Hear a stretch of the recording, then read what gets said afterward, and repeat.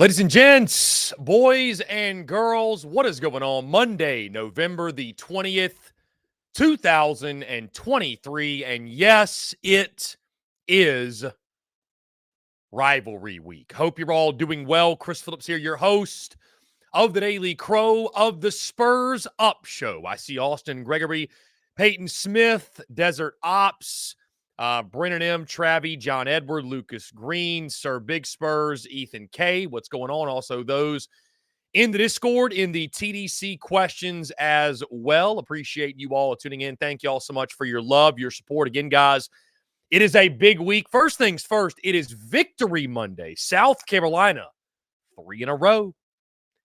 Cockvember. It felt kind of silly to say that 2 or 3 weeks ago. Now here we sit, and it's Cockvember for many reasons because of what's happening on the gridiron. Men's basketball is undefeated, 5-0 after beating Grand Canyon last night and winning the Arizona tip-off. Also, women's basketball is crushing people left and right. So the vibes are high right now in Gamecock Nation. We got that to discuss. We'll also talk about the entire SEC in Week 12. And, of course, guys, we'll look ahead to Week 13, rivalry week, all that good stuff. And, of course, as I just mentioned, it is rivalry week. South Carolina Clemson bowl eligibility is on the line. What more do you really need as we set the scene and set the stage, guys? Again, appreciate each and every single one of you tuning in. Just a quick update, quick reminder. We're going to kick off this show with our good friend Chris Doering of SEC Network. Because of the Thanksgiving holiday and some things going on, I'll be hanging out with family, of course, doing the Thanksgiving thing, as I'm sure many of you will be doing. Monday, Tuesday, Wednesday. We are live this week, noon to 2. There will be no TDC on Thursday or Friday, but, guys, we've got tons of content dropping both Thursday and Friday. We've got some conversations we're going to be having in the spirit of rivalry week. We're going to be getting all of our convos in. Mark Ryan and Jake Crane, of course, normally on Thursday, Friday. Those will still happen. We're going to drop those throughout the week. So there's going to be a lot of YouTube content, a lot of podcast content, no live show Thursday, Friday, but a lot of content to whet the appetite, if you will, to satisfy it as we creep closer to kickoff on Saturday. And also, by the way, there's a lot of great football Thursday and Friday in the SEC with the Egg Bowl and then Arkansas, Missouri on Friday. So it's going to be a lot of fun, guys. Speaking of SEC football, there's nobody better in the business to talk about it, to break it all down, and he takes the time to join us every single Monday. Our good friend Chris Doering of SEC Network. Chris, what's going on, my man? Great to see you once again. Let's start with this. What does rivalry week mean to you as a former player and now someone who talks about the SEC for a living?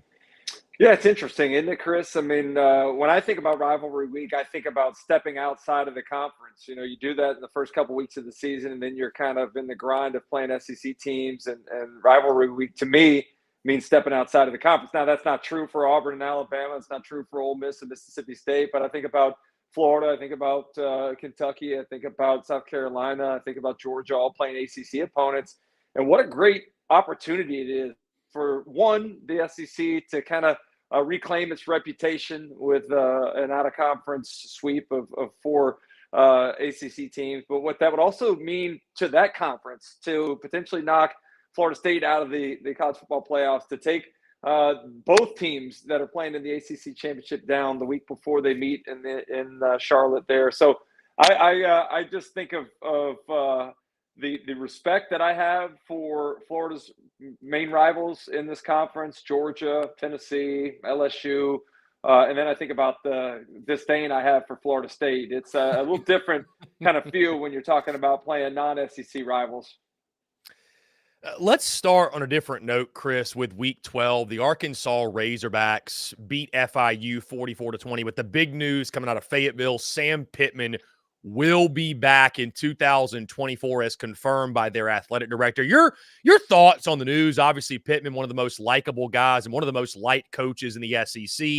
He gets another opportunity. Was that the right move, wrong move? Your thoughts on the decision by Arkansas? I like it. It's a decisive move by Hunter Yurachek, the athletic director at Arkansas. It's not leaving Sam Pittman dangling. It's not leaving the players wondering what the future of their coach is. It's not letting the fan base get carried away with who's going to be the next coach of the Arkansas Razorbacks. And I think it gives you an opportunity to finish the season on a high note. They play at home against Missouri on Friday. They haven't played really well at home in conference games over the last month or so, dating back to that egg they laid against Mississippi State and then the debacle against Auburn 2 weeks ago.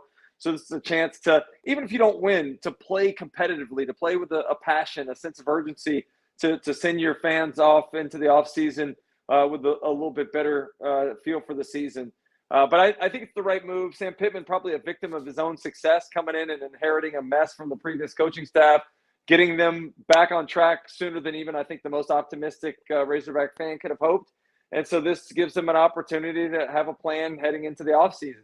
They've got to get better on the offensive line. They've got to find a way to replace production at the quarterback position and running back position. But I do think that with the transfer portal era, you can go out and overhaul lines of scrimmage much quicker than you used to be able to. Speaking of that offensive line, Chris, I believe it's 42 sacks that Arkansas was surrendered. That's with a mobile quarterback. So certainly to your point, they got to get the offensive line shored up. Now, Chris, sticking with coaches who are, their seats are a bit warm. You could argue they're hot. We go to Como, where Florida, a valiant effort. I mean, admittedly, Chris, a much better effort than I thought Florida would give Missouri, nearly pull off the win. Missouri's magical season continues, and they're probably who we should be talking about. But obviously, anytime a coach's job like Billy Napier comes into question, it seems like there's been more rumblings than maybe even I was expecting from the Florida fan base after a really frustrating loss. I think the way it happened, obviously. Your thoughts on this game as a whole? I thought Graham Mertz played like a warrior out there, man. I know he got hurt, and I had somebody this morning tell me that, that was a silly move. I'm like, it's a guy laying his body on the line, man. He's trying to get his team to a bowl game. I respect it. I have no problem with it. Thoughts on that ball game as a whole, and where do you sit right now with Billy Napier, and what are you hearing from the folks in Gainesville? Because, I mean, there's a lot of frustration, but there's still that buyout, and it's only year 2. So, I mean, overall status of Florida. Hey, you know this better than anybody. Live by the sword, die by the sword. They made a 4th down play against South Carolina that won Florida the ball game on the road and probably didn't necessarily deserve to win that game. And go on the road against Como and probably do deserve to win the game against Missouri and let one get away with a 4th and 17 conversion. But I think part of the ascension of any program is figuring out how to win close ball games. Last year, Missouri was 2-4 in one-possession games. This year, they're 4-0, and you learn from some of those mistakes. Florida's going to learn from Trevor Etienne, 3rd and 12, not getting down in bounds to keep the clock running to force them to use a timeout, steps out of bounds, and ultimately, it leaves too much time on the clock for Missouri. Fumbling the ball down inside the 10-yard line in the 4th quarter when you get an opportunity to get a touchdown there.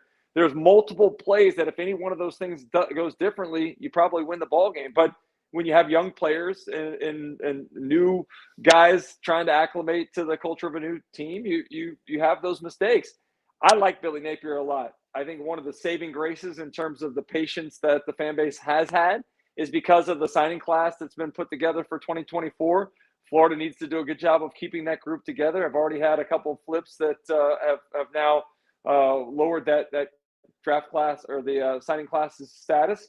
But, I think at the end of the day, I'm with you. They fought gallantly. They had their left tackle out, their center out, their right tackle goes out early in the ballgame. So 3 backup offensive linemen, they still run for 261 yards. You lose Graham Mertz late in the 3rd quarter, and I thought it was a tremendous play, a great sign of leadership. 3rd down, you're about 4 yards short. A guy laying his body on the line, like you said, to go get that 1st down. That's not thinking. That's just reaction. You can't coach that. That's a guy that wants it. And so I think that's a great example of leadership by example. And I think that Max Brown did a good job coming in off the bench cold, finding a way to make some plays on 4th down, trying to find a way to create some offense with his legs. This is a guy that's a mobile quarterback, a much different quarterback than Graham Mertz is. So I think they go back to the drawing board this week. They draw up some packages that Florida State defense hadn't seen. And I think it makes them a dangerous team on Saturday going up against the Seminoles in Gainesville. Chris, sticking with that game really quickly, Eli Drinkwitz deserves Coach of the Year in the SEC. Agree or disagree?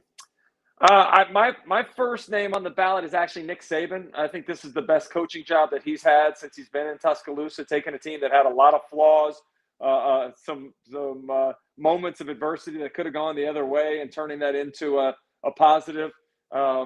He's number one on my list. I'd say Eli Drinkwitz 2 and Kirby Smart 3. I think Coach Saban and Coach Smart don't get the credit that they deserve for largely being celebrated as having the best players on their respective rosters. But in each of those cases, look at Georgia. I mean, they lost their offensive coordinator, lost their starting quarterback, lost a bunch of talent on defense, and they haven't missed a beat there either. So that would be my top 3 heading into that voting if it were me being part of.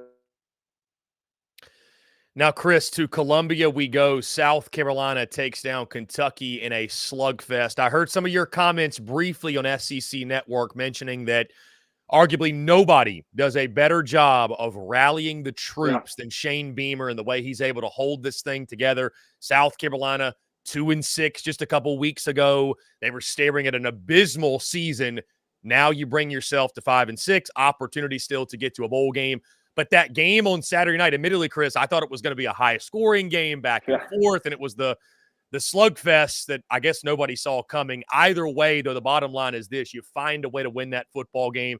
You could not run the football, but your best players made big-time plays when you needed, and Spencer Rattler's able to get, and that defense stepped up unlike any time we've seen this season. Your just overall thoughts on that win, that atmosphere that was obviously the SEC Network game, just overall thoughts on that 17-14 victory that South Carolina had over Kentucky. You said it. I mean, they found a way to win. And to me, that game was a microcosm of the South Carolina season, a season filled with adversity, a season filled with challenges, a season filled with bleak outlooks, and yet they found a way to win a football game when it doesn't look pretty. It certainly was a gutsy effort. The defense doing what you said, keeping Kentucky's offense in check. Maybe the biggest takeaway of the night was the Nick Amamori interception down there in the end zone that thwarted the scoring opportunity for Kentucky. I just look at South Carolina. Spencer Rattler was carrying that offense in the first quarter, get up to that 10-0 lead. They put up 125 yards of offense, and then the rest of the ball game, they go 3 and out on 6 of their 9 possessions. They put up 132 yards of offense, but when they needed it most, they put one 9-play drive together to take the lead and never look back. The defense gets some big stops. The pressure they were able to put on Devin Leary in the last couple of Kentucky possessions were the difference in the ball game. And I love the storyline. I love Shane Beamer. Obviously, I think people by now understand how I feel about him, and so I'm a little biased. But I think, as you mentioned, nobody finds a way to get his team back up off the mat better than Shane Beamer does.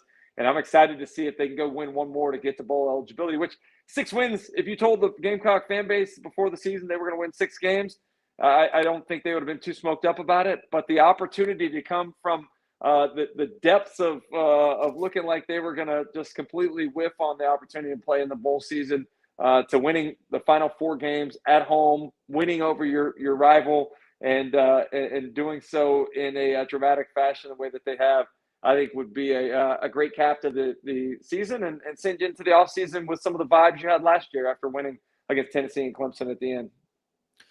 Chris, sticking with that ball game and Shane Beamer specifically, South Carolina moves to 8-3 in the month of November under his leadership. What do you make of that? I mean, it's becoming one of those things where, it's one thing to have a favorable schedule in the month of November and take advantage of it, but like this is year 3, and each of his first 3 seasons, they have done this. And I know a lot of fans will push back and say, well, why don't you get off to a quicker start, right? And I would argue that in the transfer portal era, there's so many moving pieces. We've never known less about these football teams. That includes the coaches, how the pieces are going to mesh until toe meets leather and we get the season going. There's no preseason, obviously.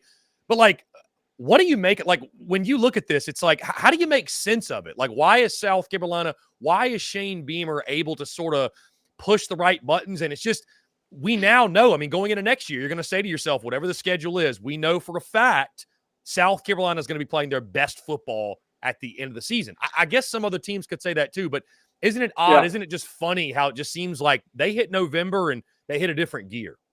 That's what you want to do, right? You want to be peaking at the end of the year. You want to show improvement from where you started, and you want to be able to show signs of growth. I think they've done it, one, out of necessity because of all the injuries. I mean, the bright side of all of this is that you got a lot of young guys, some much important experience that's going to pay dividends next year for the South Carolina team. But I also look at what this season has meant to guys like Spencer Rattler, where comes back for another year and I think really shows himself as a great prospect, not only because of what he's done statistically, but what he's done in terms of leadership. Maybe the way that he's changed his reputation as a me guy to a we guy. I think you also look at the way that the team has evolved defensively. You mentioned Clayton White. They saved this maybe the best defensive effort for last year. And has you ready for the game against Clemson on Saturday. So I can't say enough about Coach Beamer, this coaching staff, and the players themselves for not mailing it in, because we've seen teams mail it in when they were sitting at 2-6. They had every reason in the world to mail it in, and they've done anything but that down the stretch. Shows great culture for sure within the program. Nobody questioned that, but another example of that strong culture in Columbia too. Knoxville, Tennessee, we go, Chris. Georgia just flexes those muscles yet again. Carson Beck is fantastic. Tennessee scores on that first play of the game, but it wasn't much good after that. What did you see from the back-to-back national champions? Yeah, I go back and just look at the 10,000-foot level at what we thought was going to be maybe the toughest 4-game stretch in successive weeks that we'd seen in a long time, and Georgia makes it look easy. Really, barely any of them single-digit games. Missouri, I guess, was the only one at 9 points, I think. But they are far and away the best team, the best accumulation of talent, the best playing as a group, and the best coach team in the country as well. It's amazing when an opponent gets their attention, they certainly come out swinging. I love the distribution of the football from Carson Beck to so many different weapons. No Lad McConkey, no real problem. Guys like Dylan Bell stepping up, Marcus Rosemy-Jack Saint having a big ball game, Brock Bowers catching a touchdown. They just have so many pieces offensively that I don't remember Georgia having in a long time on that side of the ball. And Mike Bobo continues to find ways to get the football to some of his best players. Carson Beck has developed into one of the best quarterbacks in the country. And I think Mike Bobo deserves to have a little recognition in the Broyles Award as well. I think if I were to list the top assistants, I'd have to put Mike Bobo in there. I certainly would put Tommy Reese in, the way that they've evolved in Tuscaloosa. And Kirby Moore from Missouri, I think, is deserving of some of that credit as well. Chris, before we get off of Week 12, the most shocking result of the weekend by far, Yeah. Auburn pays $1.85 million to lose by 3 touchdowns to New Mexico State. I compared this, Chris, after it happened, and I'm not saying it's going to turn out this way, but my mind just immediately went back to 2007 when Nick Saban and Alabama lost to UL Monroe, and we all know the rest is history from there. Yeah. Is it cause for greater concern for you for Auburn and Hugh Freeze's program, or is it just a one-game hiccup where the results didn't make any sense? Yeah, I think it's a great example of if you're not ready to play, you can lose a ball game to anybody. There's nobody in the world that can look at these rosters side by side and say that Auburn doesn't have the collective better group of talent than what New Mexico State did. But this was not a fluky win for Jerry Kill's team. They dominated on both lines of scrimmage.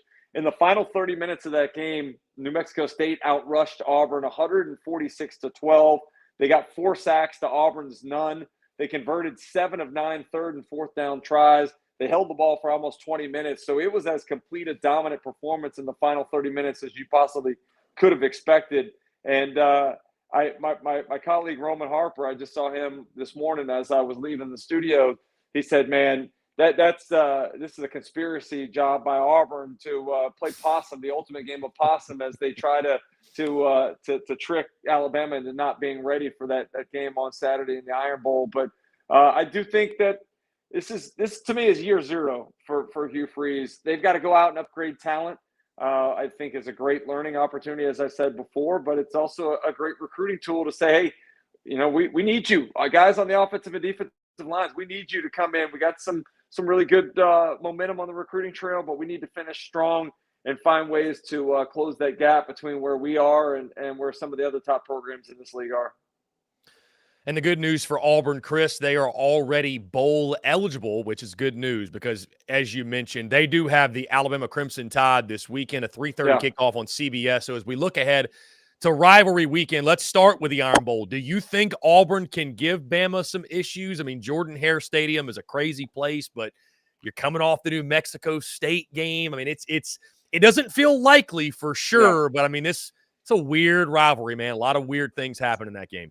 Yeah, I have a hard time, coming up with a scenario where I see Auburn, winning this game, short of Alabama just gifting the game with a bunch of turnovers and other mistakes. But I do think that Alabama's playing their best football. They came out, scored touchdowns on 8 of their first 9 possessions, where a lot of the other SEC teams that were playing inferior talent this weekend sleptwalked through the first half. They were sharp. I think Nick Saban was very pleased with the warm-up for the Iron Bowl on Saturday. So I don't think this is going to be that competitive of a football game. But I do think it's certainly, for a less disciplined team, it could set you up for some failure watching what New Mexico State did to Auburn and thinking that you can just show up and sleepwalk through the game if you're Alabama.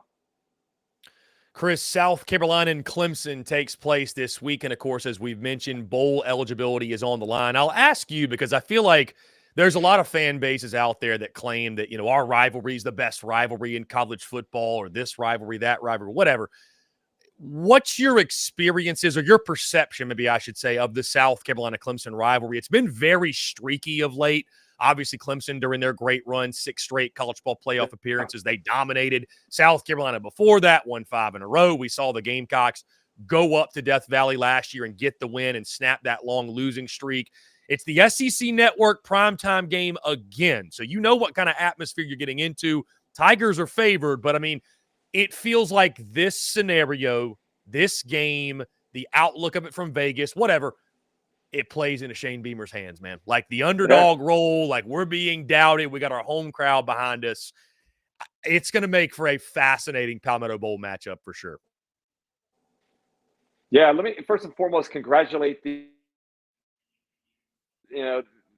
starting the beginning of November, you only got 2 wins on your record. A lot of other fan bases probably would not bring the same energy and enthusiasm. I'm watching this game against another average team on Saturday night, and it's packed, and the atmosphere is going crazy. It just is a great home field advantage. It was one of my favorite places to play as an opponent. So I give a lot of respect and tip of the cap to the fan base there in Columbia for doing what they've done to make that such an intimidating place to play. But I also think you're right. I mean, I think for Shane Beamer, it's about going out and continuing to yank that crown away from Clemson in the state of South Carolina. I obviously paid a lot of attention to the years where Coach Spurrier was in Columbia and what he was able to do in that great run and dominance they had over Clemson. It's funny because it kind of takes me back to my days at Florida. Like growing up a kid, Georgia dominated the series against the Gators. And so I was always of the opinion that Georgia was the number 1 game on the schedule. And then during the 90s, I think we won all but one of them. And a lot of the newer fans looked at Florida State or maybe Tennessee as the biggest rival. I think it's all about when you kind of grow up in this rivalry. So Clemson's owned it for the last few years prior to last season. And I still think it means an awful lot for bragging rights within the state. And it's a game of some real mutual disdain towards one another. Chris, sticking with the SEC, ACC matchups, let's go to Gainesville. Florida and Florida State. It's a battle of backup quarterbacks, unfortunately. Of course, the terrible injury that happened to Jordan Travis last week. And I know Gator fans hated to see that because you want to see the best on both sides. But Graham Mertz is more than likely going to be out for this game as well. It's a 7 o'clock kick on ESPN. We talked about Billy Napier. I don't know that you have to win, but this one, Chris, does feel very important in regards to playing a tight, competitive ball game, at least taking FSU to the wire. You get blown out here, and all of a sudden, his future, which we feel pretty confident in, would you agree, it becomes somewhat murky what the future lies ahead? Yeah, I have a hard time picturing a scenario where Coach Napier's not back on the sideline next year. I do think you have to have some patience. I think you have to have a little bit of the longer term view and understanding what's being built there.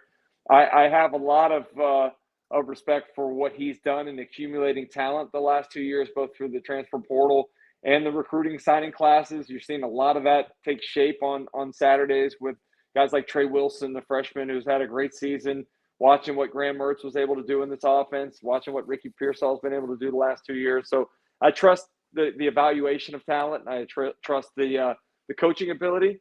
There are a lot of things to clean up, but what a great opportunity to wash that bad taste of a very mediocre season out of your mouth if you're a Gator fan and can knock off your arch rival, keep them out of the college football playoffs, and get to bowl eligibility all at senior day in the Swamp. So I know Florida will be ready to go, and I think it'll be interesting to see how they kind of build a package offensively around Max Brown, who's got a very different style of his game than what Graham Mertz does. Chris, sticking with the rivalry week theme, what was your favorite memory against Florida State as a player? Probably my senior year, 1995. It was our last home game. Had my parents out there in the field for the senior day celebration. It's very difficult kind of to switch gears from having that emotional moment. I remember kind of being in tears on the bus the whole drive over to the stadium, knowing it was going to be my last time doing that, and seeing my family out there. Then having to kind of refocus and get ready for the ball game. We were undefeated, trying to stay that way to work our way into the college football at that time, which was the whatever it was, the national championship game. But I ended up catching a touchdown right before halftime to break the single season and career SEC touchdown records. So that stood out to me, and then being able to beat our arch rival by double digits after really struggling with them throughout my previous time there in Gainesville was a great way to cap off my career as a Gator there in Gainesville. Those Steve Spurrier, Bobby Bowden matchups were something special. Yeah. Outside of Florida State, because I know obviously your heart you got a real respect for that one. Favorite rivalry and most underrated rivalry in your mind in college football? I think underrated rivalry. I don't think a lot of people maybe outside of the state of Mississippi or outside of the SEC footprint understand, what that dynamic's like in the Egg Bowl. But that's one. I'm glad it's on Thursday. I love it being played on Thanksgiving. Pure hatred, Chris, what I've heard. It's like a nasty hate. Yeah, one that certainly is undervalued there. I would think the Clemson South Carolina rivalry is one that definitely is very intriguing to me as well. I'm anxious to see this year what Kentucky can do. They've had a well below what I expected season. I think if they finish 6-6, it's disastrous. But you can go out there, knock off your arch rival, send them to the ACC championship game with a loss. So I think that's one that I'm kind of anxious to see how Kentucky maybe picks themselves up off the mat after a disappointing year for them as a whole. Chris, looking at the college football playoff picture, and of course, Florida State is right there in the thick of that.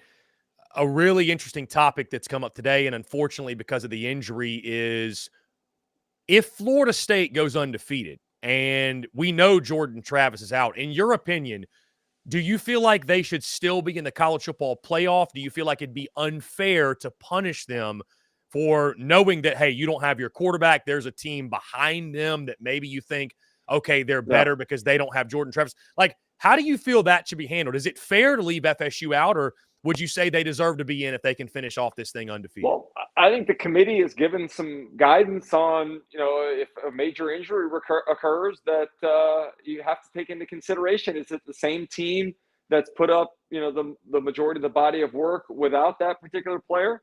That'll be a question that the committee will be able to evaluate with the way that the quarterback played. What's his name? Rodemaker, something like that. Mm-hmm. I haven't even really studied them up yet, but how they play against Florida and how they play against Louisville in the ACC championship game, I think it's premature to make that decision now. But I do think that provides a little bit of an out for the committee. I also think it'll be interesting to see the whole Texas and Alabama dynamic. If Alabama's able to run the table and finishes the season as a one-loss SEC champion, it's hard for me to fathom a playoffs that doesn't include an SEC team in it. But it's the reality that we live in with the head-to-head victory that the Longhorns secured earlier in the season. So I think it's only fitting that we're watching things come down to the wire here in the last year, the 14 playoffs, and having as much still out there to be decided as we have now. We haven't had chaos yet, Chris, and I'm wondering if this is the week that we get a little bit of chaos with some of these rivalry games nationally. It does seem, Chris, that rivalry week is the week where chaos ensues. And on that note, Chris, before I get you out of your last thing, sticking with the college ball playoff, there are some out there that are concerned about the SEC standings if Alabama were to beat Georgia in the SEC title game. Maybe things get a little bit sideways because you've got Oregon out there. You've got, of course, the winner of the Ohio State-Michigan game in the Big Ten. You've got Texas out there. Like you got Washington, of course. Your thoughts on if Bama beats Georgia? I mean, I wouldn't bet against Georgia right now, but if Bama does beat Georgia, let's say by a field goal, should both be in? I don't think there's ever a scenario where neither'd be in, right? Like you got to have one, but should both be in, I guess, would be my question. And how much does that depend on how the rest of college ball just plays out the next couple of weeks? You can make the argument that the SEC could get left out. I mean, if you have an undefeated Big Ten champion, you got an undefeated Florida State out of the ACC, you got an undefeated Washington out of the Pac-12, and then it comes down to Texas and Alabama. As I mentioned before, head-to-head matters. And so I think in that scenario, the SEC would get left out. It's an interesting argument, too, for Georgia. I mean, Georgia – the schedule didn't look all that challenging at the beginning of the year, but you look at the stretch they've gone through in the last 4 weeks. They've had victories over 3 ranked teams. So their one loss would come to probably a top 4 Alabama team. So I do think there is a lot that can be argued right now. But the one thing I don't want to see is I don't want to see a close loss by a Big Ten team that keeps them in the mix. The Big Ten schedule is a joke. You play one game a year when you get to the final week of the season. You can't even pass off to me that Penn State is a legitimate topic of conversation for a real quality win. So I'm tired of even hearing about the idea that Michigan or Ohio State both could get into the college football playoffs this year. But I think so much of what happens in the SEC depends on what happens around the country as well. Chris, just humor me for a moment. If the SEC were to be left out of the college ball playoff, what do you think the reaction would be? I think it'd be shock. Even though the college football playoff committee is instructed to take a look at only this year, I think it's only human nature to look through the lens of what the previous years have told us, and that's that the best football is played in the Southeastern Conference. The problem is that the SEC didn't do their job in weeks 1, weeks 2, and week 3. So you kind of are who you are individually as a program and the totality as a conference. So that's why I think this weekend is so important. You get a chance to step out of conference against 4 rivals from the ACC. If the SEC could win all 4 of those ball games, I think it would certainly atone for what happened in the month of September. Chris Doering of SEC Network, one of the best in the business to talk all things SEC. Chris, this is always a blast. I appreciate you taking the time. Happy Thanksgiving to you and yours, and we'll do it again next week on SEC Championship Week, my friend. Can't wait to talk. Yeah, likewise. Happy Thanksgiving to y'all, and look forward to being on next week, man. Take care. Yeah, man. Appreciate you. Chris Doering, guys, that is always a legendary conversation. Truly appreciate Chris Doering taking the time to chat, to conversate, to engage in the banter, and break down all things SEC football. Can you imagine a college football playoff with no SEC teams? It's been so long, I can't wrap my brain around what that would be like. And I don't think it's going to happen, but it's a wild conversation. Going to be a crazy next couple of weeks. Guys, we're going to jump into our first break of the day. On the other side, it is Victory Monday. We're talking all things South Carolina 17-14 win over Kentucky. I'll give my full thoughts, breakdown, analysis on that game. All that and more on the other side of this break. You're tuned in to the Daily Crow. The Daily Crow is also brought to you by our friends over at A1 Air Quality Consultants. Headaches, coughing, running nose while in the office or just in your home. Call A1 Air Quality Consultants to have your air checked today. From Columbia to Asheville, Anderson to Charlotte, they are your breath of fresh air for all of your air quality needs. Be sure to give them a call or shoot them a text today at 864-619-2092. That's 864-619-2092. You can also contact them via email at a1airqualityconsultants@gmail.com. Be sure to check them out. We thank A1 Air Quality Consultants for their love and support of the Spurs Up Show, and tell them that Chris from the Spurs Up Show sent ya.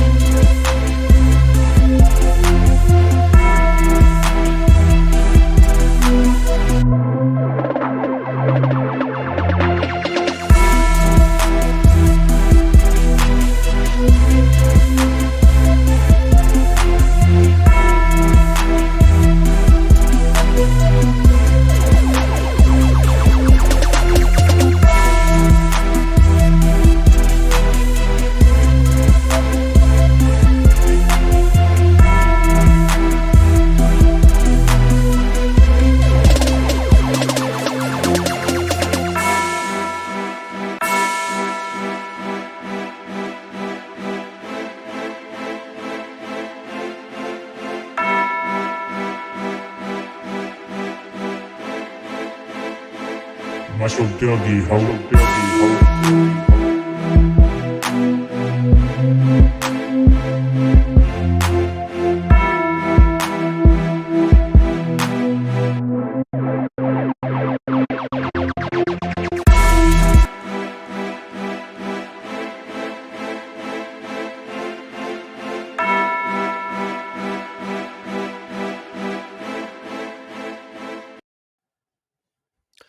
Ladies and gents, boys and girls, we are back here on this Monday, November the 20th, 2023. Let me once again say thank you to Chris Doering of SEC Network for taking the time to chat with us. It's always a pleasure to talk all things SEC football and break it all down and have that banter with him. And again, looking forward to doing it again next week, talking all things SEC championship. Guys, it is rivalry week, but of course, it's also Victory Monday as South Carolina took down the Kentucky Wildcats by a final score of 17-14. Guys, before we get into all that, really quickly, let me remind you all, if you have not done so, you're watching on YouTube, hit that subscribe button, hit that bell icon as well, so you get notifications of when we go live, when we drop new video content as well. Also, guys, subscribe to the podcast, iTunes, Spotify, Google Podcasts, wherever you get your podcasts. You can check us out there at the Spurs Up Show. And an adjusted schedule this week, guys, because of Thanksgiving festivities. I'll be busy Thursday and Friday with that. So no live show on Thursday and Friday, which means we're going to jump right into South Carolina Clemson stuff tomorrow. Wednesday, I'll lock in all my picks, my predictions for everything South Carolina Clemson, as well as the entire slate of SEC rivalry games. Going to be a ton of fun this week, guys. And again, like I mentioned, do not forget Thursday and Friday, we're dropping tons of YouTube content, podcast content, tons of great interviews. So the content's going to continue to bleed out of the eyeballs. And as hard as it is to not look ahead, right? Because admittedly, I woke up this morning like, hey, it's rivalry week. Let's start talking about Carolina Clemson. We could spend this entire week speaking on the rivalry. We first look back at what happened on Saturday because it's Victory Monday. South Carolina takes down the Kentucky Wildcats by a final score of 17-14 in a game that Shane Beamer and company had to have. It was one thing to beat Jacksonville State. Who cares, right? It was one thing to beat Vandy, worst team in the SEC, inferior opponent. But to take down a Kentucky team that admittedly, yours truly, I was very high on over the summer. To take down a Kentucky team that has had their way with you over the last decade or so, to make it back-to-back wins over Kentucky and Mark Stoops and Shane Beamer now carrying a winning record against the Wildcats. Massive. Absolutely massive, guys. We'll touch on that specific detail more in just a second. But, guys, my first takeaway, Cockvember, or if you want to call it Crowvember, I don't care what you want to call it. The month of November and South Carolina's ability to play their best football at the end of the season continues. You know, my good friend Chris Lee of Southeastern 14, he made a great point a few weeks ago on his platform that, you know, he didn't really understand where this Cocktober notion was coming from, right? Josh Pate, our good buddy from 24/7, he sort of ran with that Cocktober, and I respect it. Like, nobody hates good publicity, right? But if you look back at Shane Beamer's tenure, it's the month of November when his program turns it on. Now 8-3 in the month of November under Shane Beamer. And I think it goes, you know, even beyond just the play on the field, guys, because, you know, we said it over the summer, and there's a reason that, you know, I picked South Carolina to beat Kentucky over the summer in my preseason predictions, right? Because I felt, hey, this is a team under Shane Beamer, probably going to start slow. You looked at the schedule, but one thing you know, as sure as toe meeting leather every Saturday, you know that this team is going to improve week after week after week. It's going to get better. It's going to get better. It's going to get better. And Shane Beamer is going to have this football team playing their best football at season's end. And sure enough, that's what we saw on Saturday. Now, it was an ugly win, right? It was ugly. Let's call it for what it is. Slugfest, if you will. I did not see that coming. I told you guys to hammer the over. Silly me. Silly me. Still, at the end of the day, it's find a way. To steal one from Carolina baseball, it's win anyway. It's win anyway. It's just find a way to get the victory, whether it's 42-40 or it's 17-14. But the month of November, too, guys, doesn't it feel like South Carolina in this month during the Shane Beamer era? You know what else it means? It doesn't just mean the team improve play on the field, but the atmosphere. It's almost like Gamecock Nation comes alive. Like, there are other really passionate fan bases, guys, like across the SEC, across college football. There are so many out there that tout the best fan base in the country claim. And I mean, again, there's a lot of fan bases that are really great. Like, Nebraska fans keep showing up. Like, fan bases across the conference. Like, there are a lot of good ones, right? There's a lot of really, really good ones. But watching that game and you look at the atmosphere and the way South Carolina's fan base, the way the fan base brings the energy, brings the passion, brings the excitement, right? It's like in the month of November, it feels like it's a different level. A lot of night games in that month for South Carolina during the Shane Beamer era.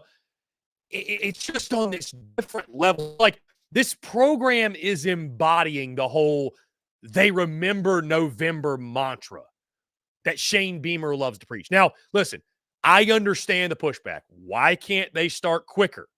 Why can't they start faster? Certainly, that's going to be a talking point for next season going into 2024.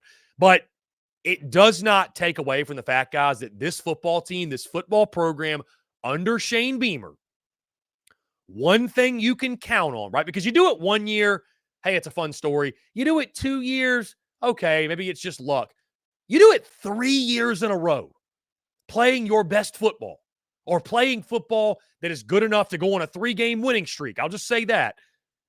There's something to that. There's something to that. You got to give a lot of credit to Shane Beamer, that coaching staff, the culture that Shane Beamer has built. Because when this team was 2-6, hell, when this team was 3-6 and almost lost to Jacksonville State, I mean, who knew? You know what I mean? Like, who knew? Who knew? To keep this thing together, to rally the troops, to circle the wagons. And then the Kentucky game when things really didn't go your way. Kentucky's up 14-10 in that game. And I know many of you, like me, had a sick feeling in your stomach like, man, here we go again. This is 2017 Kentucky all over again. You jump out to a big lead and you squander it.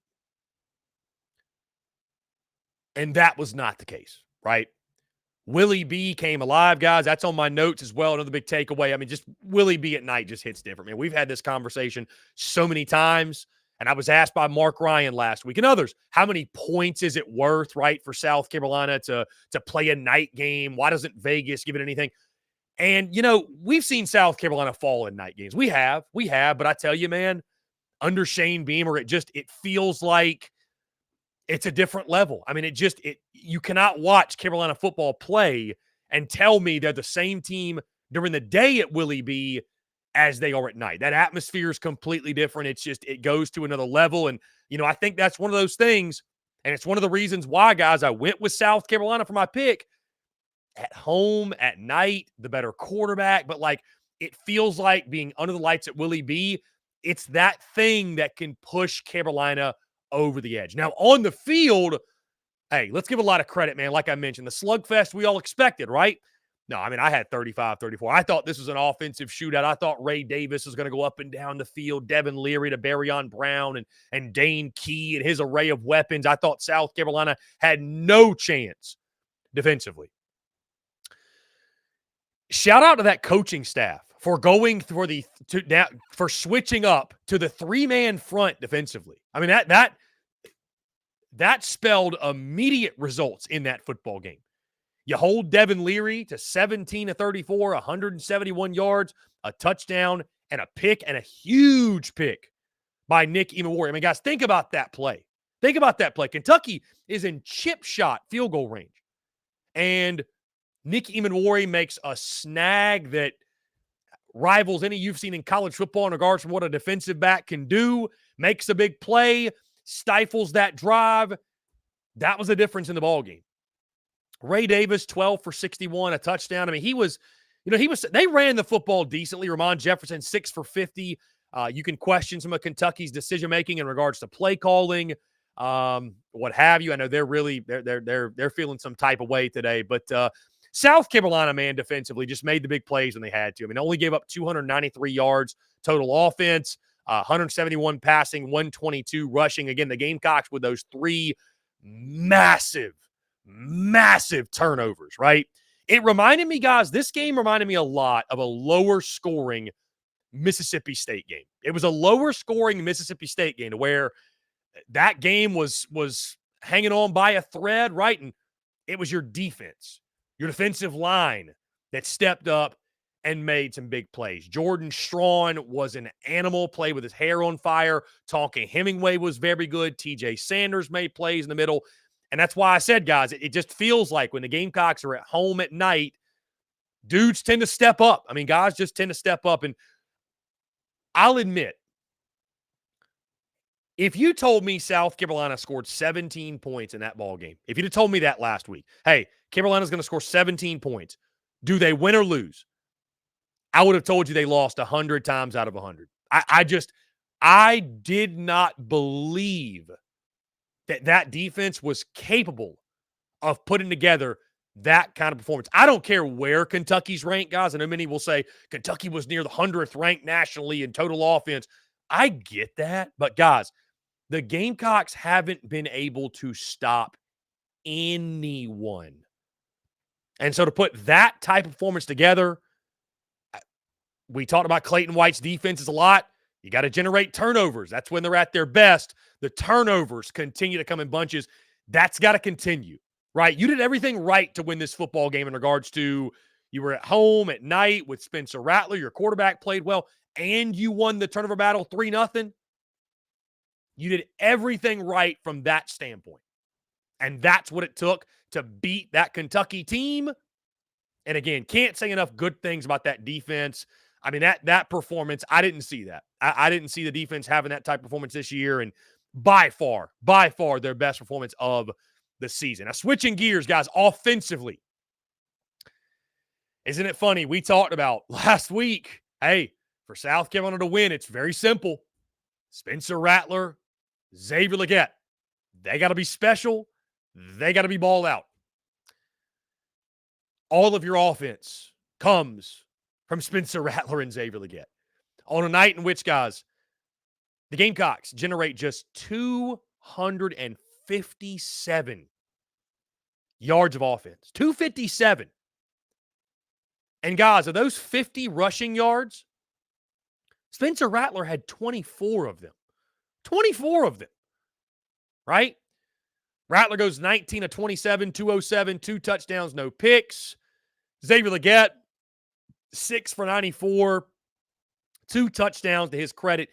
It is astonishing to me that teams continue to play single coverage on Xavier Legette. That just, like, taking nothing away from South Carolina. Like, if you're an opposing D coordinator, you look at South Carolina and you say, we got to stop one guy. Like, if we put the clamps down on 17, we feel pretty good about our chances. And teams just continue to try to play him one-on-one, and they continue to get burnt. And whatever defenses have done all year, it hadn't worked because he's been an animal. He's been a dude all season long. It's the Spencer Rattler and Xavier Legette show. I mean, really, truly. And so it's crazy that South Carolina's even 5-6 with that fact offensively. And a game in which you were not good on offense, right? Our good friend Chris Doering pointed out 6 of your last 9 possessions, guys, were 3 and out. And by the way, going back to the defense, South Carolina had opportunities, guys, late in that football game to put that game away with their offense, could not do it. I mean, it was excruciating. It was excruciating watching the offense get the football. Okay, 2 first downs, ends the game. Negative play, negative play, negative play. All 3 are rushes. Like, the offensive line, they got whipped. Like, let's call it for what it is. They got whipped. We're going to be fair here. Give attention to the good, the bad, the ugly. The good is you won the ball game. The good is the turnovers you got on defense. The bad is, we'll say, lack of rushing game. The ugly, though, let's just say the offense as a whole, because it was ugly. I mean, it was ugly. South Carolina starts out hot. You think they're going to win that game by 30 points. Offense goes completely silent. And people, including yours truly, were starting to say, Dowell Loggins, like, what is going on? I don't leave this game like I felt after Jacksonville State, guys, where, it was an ugly win, but a win is a win, but it felt empty. Well, I mean, this was over an SEC opponent. This was over an SEC opponent that over the last decade has had somewhat their way with you, and now to get back-to-back wins, like a win's a win's a win in the SEC. You take them where you can get them. But it was ugly offensively. I mean, this was a game that set offensive football back decades, truly. And so, as surprised as I was to see what South Carolina did defensively, I think I was equally surprised to see how bad the Gamecocks were offensively. Like, that was stunning to me. The best thing the Gamecocks did offensively, guys, was not turn the football over. And I've been talking about this all year. The best thing Spencer Rattler has done, guys, it's not necessarily, as the dogs go crazy, that his ceiling is extremely, it's much higher. We all knew that ceiling was there. It's that the floor has been raised to a point where he's not throwing dumb interceptions. He's not making bad decisions. He's not turning the football over. And in a game like that, I mean, it literally made all the difference. You add in a turnover or two for South Carolina, they don't win that football game, in my opinion. So, offensively, you lean on Spencer Rattler, you lean on Xavier Legette. Those two guys were great yet again. But, I mean, that's about all you had going. And that leads me into, I mean, what went wrong with the offense, guys? The offensive line wasn't very good. Spencer Rattler at times was running for his life. Give Kentucky's defense credit for sure. Give Kentucky's defense credit for sure. I mean, they had 2 sacks. I'll tell you this. The thing that has been the biggest or one of the biggest game changers for Spencer Rattler, in my opinion, go back and watch that Kentucky game. It's his legs. 10 carries for Rattler. He registered 10 carries in that football game. 10 carries for 24 yards. But the ability to evade pressure and make something out of nothing, obviously extending plays, throwing on the run, but like couple third down conversions in there, a couple plays where, again, if it's blown up, puts you way behind the sticks, the drive's probably killed, he's able to make 2 or 3 or 4 or 5 yards out of it. Like, what Rattler has done with his legs, with his running ability, that to me has been one of the biggest game changers and one of the biggest things that has helped South Carolina push them forward as an offense and should elevate his draft stock as well. Because you get a guy like that who knows where he's at in the pocket, the awareness levels at an all-time high. That has been so impressive to me. So impressive.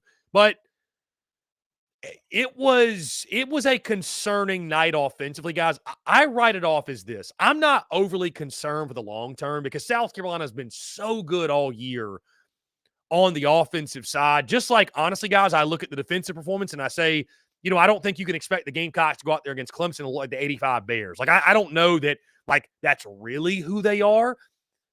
But I think that game, I think it was just the vibe of the game. I just think that was, from early on, that was a defensive slugfest. That was 2 teams that, I don't know, man, maybe it's a big game. They're feeling each other out, what have you. But, definitely a lot to correct offensively. A lot to correct. Give Kentucky credit. That Deion Walker kid, I mean, he just ate up South Carolina. 9 total tackles, 2 tackles for loss, and a sack. But you made the big plays and you had to, and you did just enough. Now, guys, I led off this segment with this. The significance of back-to-back wins over Kentucky. And I know some people were mocking it on social media. How could you say that back-to-back wins over Kentucky is a massive thing for Carolina? Well, that's because I'm not looking at Kentucky like some others are.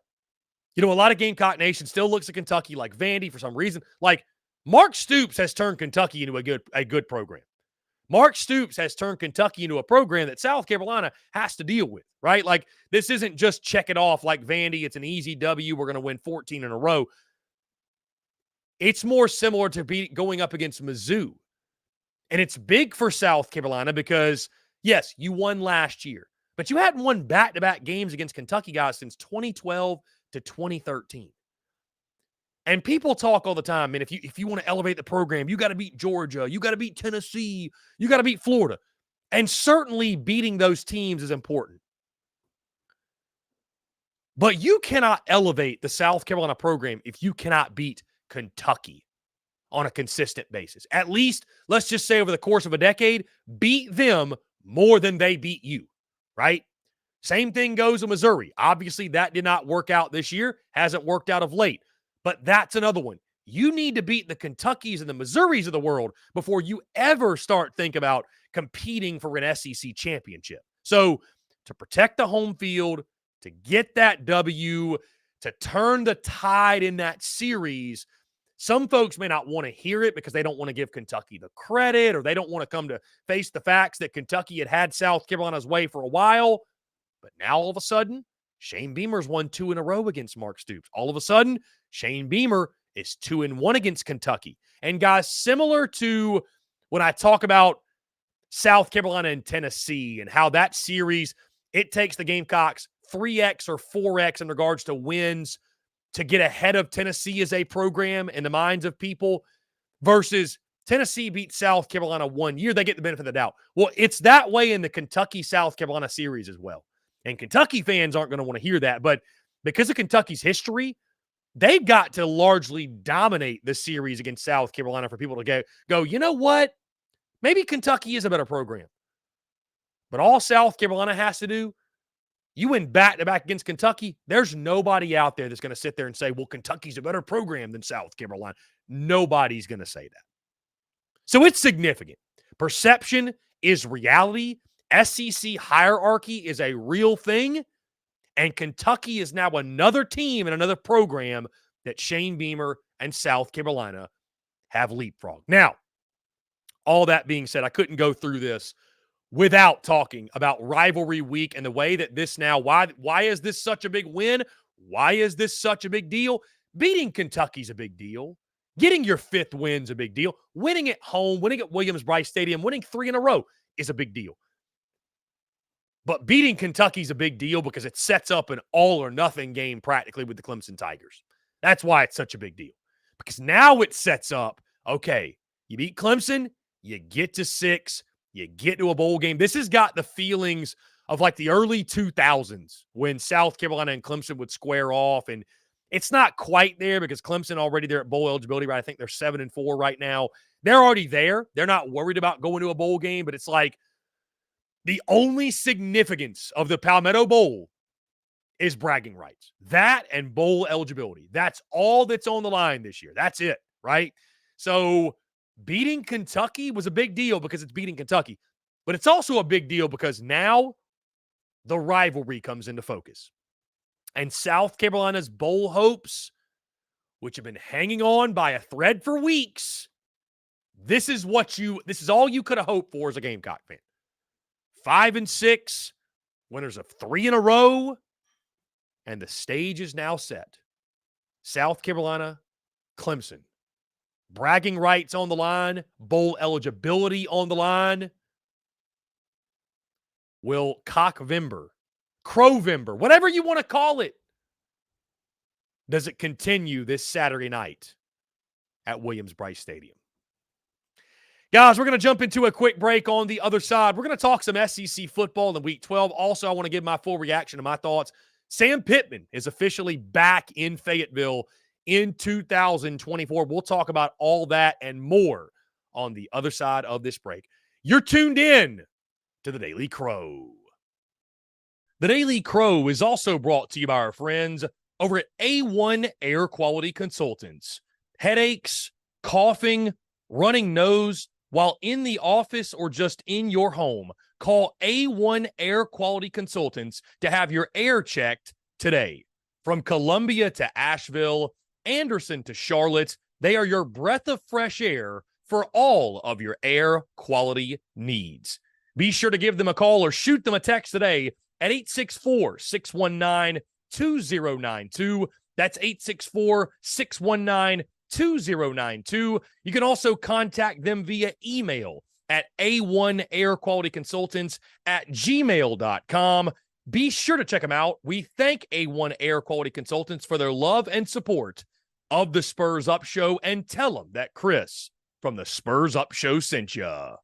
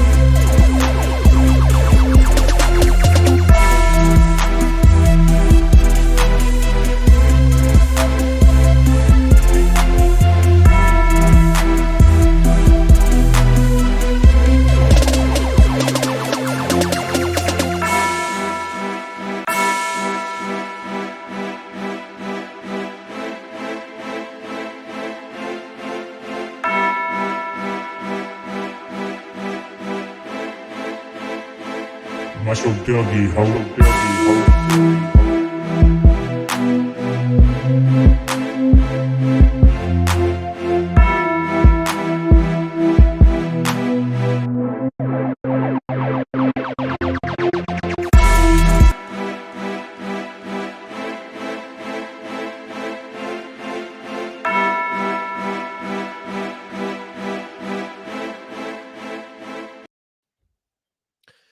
Ladies and gents, boys and girls, we are back here on this Monday, November the 20th, 2023. Appreciate each and every single one of you tuning in.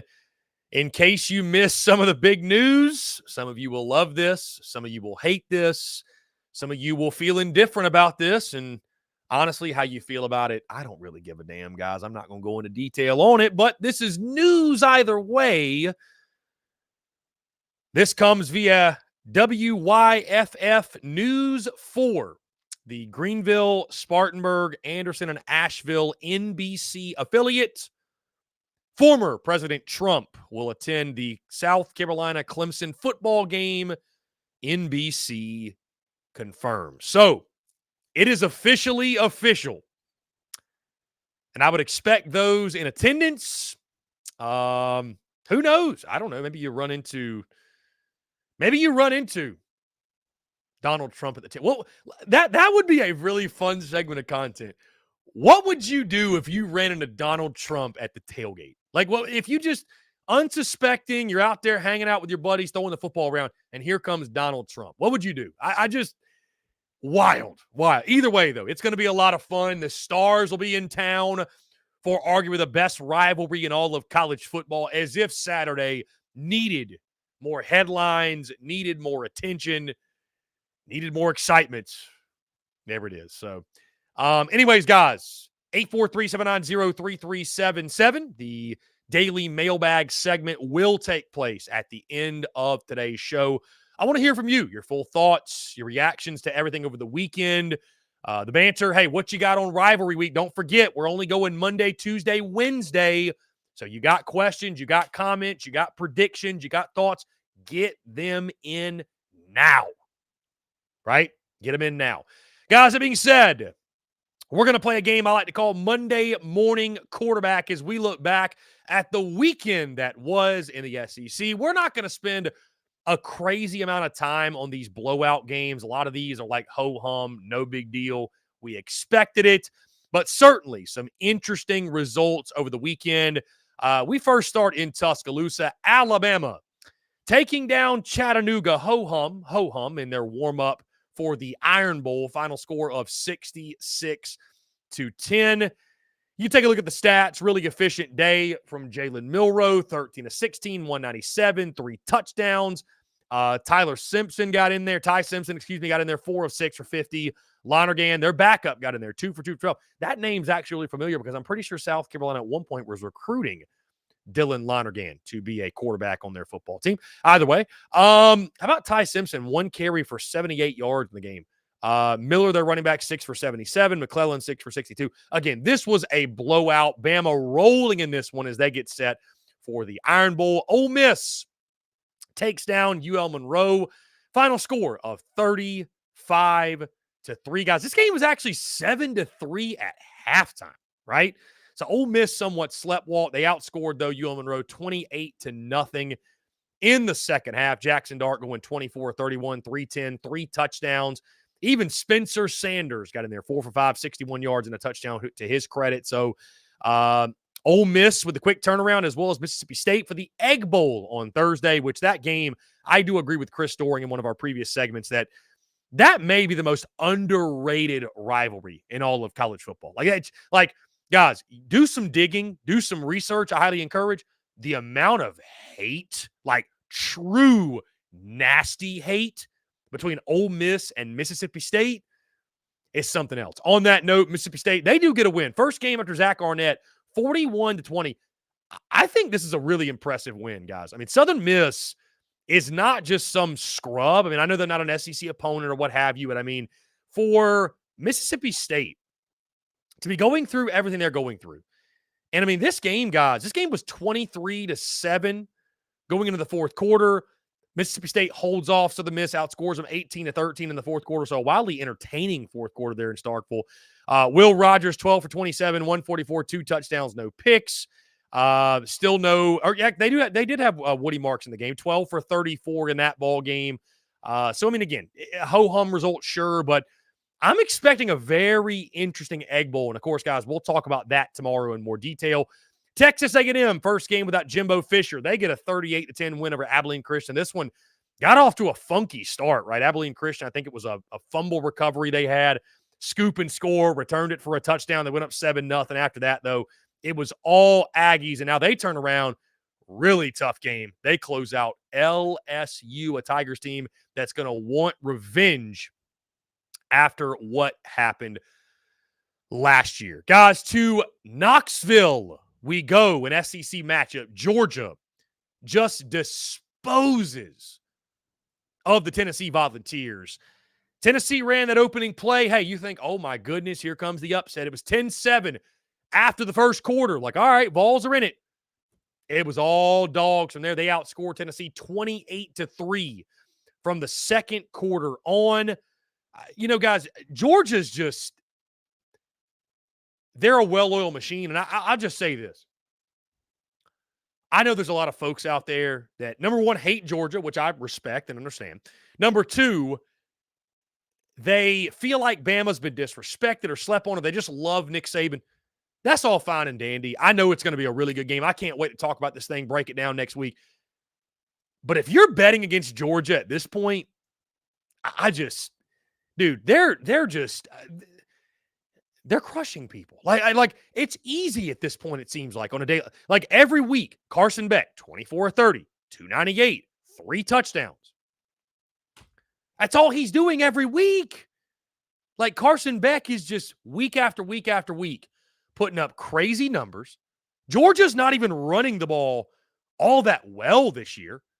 Kendall Milton, 14 carries, 66 yards, and a touchdown. I mean, that's nothing crazy, right? You look at the receiving room, guys, they didn't even have Ladd McConkey. Didn't matter. Marcus Rosemary, Jack Saint, 7 for 91, 2 touchdowns. Bell, 5 for 90 and a touchdown. Brock Bowers, 7 for 60 and a touchdown. Like, they got dudes on dudes on dudes on dudes on dudes. They may not have that big star at wide receiver. They just got a bunch of dudes, man. Certified dudes out there on the outside. And I mean, we went into this last couple game stretch like, oh, this is Georgia's toughest stretch. Look at these tough games they have. Bro, they're crushing people. They're rolling through everyone. Georgia has turned it on at the right time. And guys, if I may, this is exactly what most of us thought was going to happen. The schedule played out perfectly for Georgia. Supremely talented team with a bunch of new pieces. They took the first half of the season, first 2/3 of the season to get those pieces together, get those pieces acclimated. They weren't flashy and winning sexy early on. But now, guess what? Georgia's that team that I guarantee you nobody wants to play. So it'll be fascinating next weekend for Georgia, Alabama looking ahead. But I tell you what, man, the Dogs, they look just as good, if not better, than they've looked the last 2 years, and they won the national title back-to-back. Guys, to the Plains we go. I mean, the most absurd result of the weekend. Hugh Freeze and the Auburn Tigers pay $1.85 million to give New Mexico State their first ever win over a Power 5 opponent, guys. 31-10 was the final. Like, this wasn't some turnover-aided fluke. Oh, well, you know, Auburn just... No. New Mexico State dominated this football game. And immediately, guys, I am not saying it's going to follow this script. I'm not saying that at all. But my mind immediately went back to 2007 when Nick Saban and Alabama lost to UL Monroe. Again, I am not saying that Hugh Freeze at Auburn is going to play out that way. But the same way that UL Monroe loss did not destroy Nick Saban's Alabama program. I don't think this is a game that destroys the Auburn program, right? I don't think it's it's year one of Hugh Freeze. They've already reached a bowl game. The year's been a success, in my opinion. Like, getting to a bowl game in year one with the quarterback and the offense you've had, that's a success. But it's inexcusable. I mean, it really, truly is. It's inexcusable. It's a failure on all parties, coaches, players, everyone involved in that program to let that happen, because nobody's going to look at these rosters and say that New Mexico State's more talented than Auburn or even close. So what happened? Well, from the looks of things, it was a team that was unprepared. They were unmotivated. They were looking past New Mexico State to Alabama, and it cost them. And this could actually be spun into a positive for Hugh Freeze's program. If he's able to spin it the right way, if he's able to preach on, okay, this is a learning experience, a lesson for us forever and ever and ever, to never let it happen again. But a wild result on the Plains, and it doesn't make me feel any less about what Hugh Freeze will be at Auburn. I think Auburn's going to be a really good program under his leadership. I mean, it's just, guys, Hugh Freeze wins. That's it. Bottom line, he wins. You can question his character, his integrity, his way of doing things. He wins. He wins big everywhere he goes. But, I mean, just a baffling result. A baffling result, and one that nobody saw coming. To Como we go. Mizzou takes down Florida 33-31. I disagree with Chris Doering. I understand that Nick Saban's done a great coaching job this year. I understand that Kirby Smart has done a great coaching job. But, dude, Eli Drinkwitz and what they've done when nobody expected this. Nobody. I think Eli Drinkwitz should be hands down the coach of the year in the SEC. Just hands down, man. And what a game it was, man. What a game it was in Como. Mizzou gets the W. Harrison Mevis makes the 30-yard field goal. Basically, his time expires to win that football game. Florida couldn't hold on for a minute 36, man. Minute 36, they're up 31-30. Could not hold on. And I'm not surprised. I was about to say I've been surprised. I'm really not, though. I was going to say about the Billy Napier energy and the energy from Florida fans. And, this time last week, everybody's saying, okay, well, it's frustrating, but, we got to give Billy another year. Then you lose to Mizzou, and it's like, he's out of here. Get him out of here. He should be gone. I'm not saying Florida fans shouldn't be frustrated, because you talk about having high expectations. I mean, Florida expects to win SEC titles, national titles, and they should. 2008, 2009, like, that wasn't that long ago when Florida was winning and winning big. It wasn't that long ago, right? I think you have to give Billy Napier next year. You have to. You're not going to get anywhere unless Urban Meyer is coming back. You're not going to get anywhere firing Napier after 2 seasons. You're not. You're just not. And then for Mizzou, what a great win, man. I mean, it's just, listen, in the SEC, a win's a win's a win, as we talked about with South Carolina. You got to find ways to win games. That defense, it's been somewhat inconsistent this year. Give Florida credit. They've been good offensively at times. We saw that in Columbia firsthand. Graham Mertz, 14-21, 183. That dude was a warrior. I know he hurt his collarbone, and some people will say, well, he shouldn't have done that. He's got to protect himself. Dude, he's doing everything he can, putting his body on the line to try to get his team a 6th win. I respect the hell out of it. I respect the hell out of it. And when he comes back, that dude has earned hella respect from his teammates in that locker room. Brady Cook continues to be really good for Mizzou, 20-34, 331, a touchdown on the day. Montrell Johnson, the running game was great. Cody Schrader, my goodness, 23 for 148, a touchdown. He's the best running back in college football at this point. Not just the SEC, all of college football. Luther Burden, 9 for 158. He was incredible. Theo Weiss, 1 for 77 and a touchdown. Ricky Pearsall for Florida, 2 for 72. Just could not hang on. Just could not do enough at the end of the game. And again, I know there are people that are really upset in Gainesville. I totally get it. But you got to stick with Billy Napier. And then finally, guys, it's just a magical season for Mizzou. I mean, really, truly. And who would have thought, man? Eli Drinkwitz, coach of the year. I'll keep saying it, coach of the year. we'll get to the Arkansas stuff last. LSU takes down Georgia State, guys. Hey, give Sean Elliott's team credit. They fought early. LSU too much, obviously, that offense. Jaden Daniels, we said it last week. We'll say it again. Dude should win the Heisman, no doubt. He was phenomenal yet again, put up some big-time numbers. If Jaden Daniels doesn't get the Heisman, it's a broken system. Throw it out. And finally, guys, Arkansas beats FIU 44-20. But the big news coming out of this ball game, Arkansas's athletic director comes out on Sunday, confirms that Sam Pittman will return as the head hog in 2024. And I think that's a good move, guys. You've got to put a unified front out there. You know the chatter's happening. You know the banter's commencing. You know that the torches and pitchforks are being raised. You got to present a unified front one way or the other. Either he ain't coming back or he is coming back and we believe in him. And with that being said, I mean, I think, you know what I think this is, guys? I think this Sam Pittman thing is a great example of why it's important to be likable. Why it's important to be liked, to have a good personality, to get along with the media, to be someone that your fan base embraces. Because that's a lot of reasoning, I think, behind why he's coming back. And why many folks you're hearing today saying, oh, it's a great move they're bringing Sam Pittman back. It's a great move. Awesome move. That's good for Arkansas. Well, why? Why? Because he's an Arkansas man. He's beloved by Arkansas fans. He fits that program. He gets along with the media. Right? This goes beyond football. It goes beyond coaching. This goes to the corporate world. This goes to any walk of life. If you're going to be a personality hire, you better be likable. Because if you're a personality hire, which is effectively what Sam Pittman was, right? Didn't have the track record in the resume.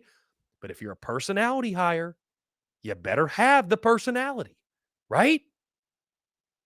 Because if Sam Pittman was a dickhead and he had the same record, I don't know if they're as eager to bring him back, right? Let's call it for what it is. So good on Sam Pittman. Good on Arkansas for putting out a unified front. And I'll say it, I like Sam Pittman. He makes sense because he's an Arkansas guy. They had a rough year this year. Offensive line was terrible. They do have a lot of pieces to build on for next year. Hell, KJ Jefferson could come back again if he wants to, which is crazy to think about. But he's got a 6th year of college football in his back pocket. So they might get him back. They're going to get a lot of guys on defense back, guys. Again, the pieces are there. It's very clear going into 2024 for Sam Pittman in Arkansas, they've got to win. And if they don't win, he's going to be gone. I think that's going to be well understood by him. That's going to be well understood by the administration. That's going to be well understood by the fan base. But I think right now, even though I said last week, the Polar Express stuff, you had to make a decision one way or the other. I don't know who Arkansas would have went and got, but I do like Sam Pittman. I'm someone that, listen, I fall in that camp. It's like a Beamer at South Carolina thing, guys. Like he's just, maybe he's not winning 10 games, right? But he's likable. He's a personality hire. Like he's somebody the fan base embraces. He's going to get a little bit longer leash. And so if you're going to be a personality hire, play to it, man. Be likable. Be someone that people like, the media likes. People at SEC Media Days look forward to Sam Pittman. They look forward to Shane Beamer. But at the end of the day, at some point, it becomes a results-oriented business. 2024 will be that year. But I think a good move on the Hogs to keep him in Fayetteville, good move on the Hogs to allow him the opportunity to respond to adversity. And we were wondering, guys, right? We were wondering, in this transfer portal era, how long does a coach get? For Sam Pittman in Arkansas, it's 4 years. Billy Napier at Florida, it might only be 2. It might only be 3. For Shane Beamer at South Carolina, I think it's probably going to be 5. Maybe it's 4. I think it'll probably be 5, though. It's very, very interesting to see how that changes expectations of winning and winning big for SEC head coaches. But all in all, again, glad to see Sam Pittman back in Fayetteville. He's a great fit for Arkansas. Nobody wants to get it done more than him. There's got to be some retooling behind closed doors. There's got to be some little, some come to Jesus moments, some things that are revamped. You can't have dudes watching Polar Express at halftime of a game. You're getting your butt kicked in. Got to go get an offensive coordinator who's worth a damn. They do that. Sam Pittman might do enough to stick around. 2024 is going to be interesting, to say the least, in Fayetteville.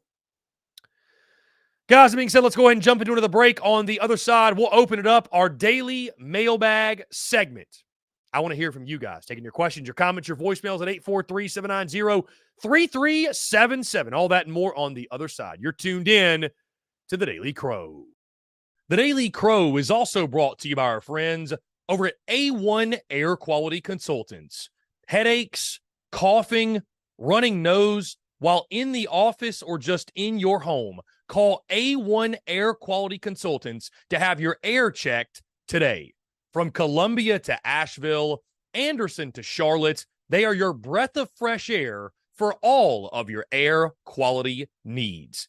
Be sure to give them a call or shoot them a text today at 864-619-2092. That's 864-619-2092. You can also contact them via email at a1airqualityconsultants@gmail.com. Be sure to check them out. We thank A1 Air Quality Consultants for their love and support of the Spurs Up Show, and tell them that Chris from the Spurs Up Show sent ya.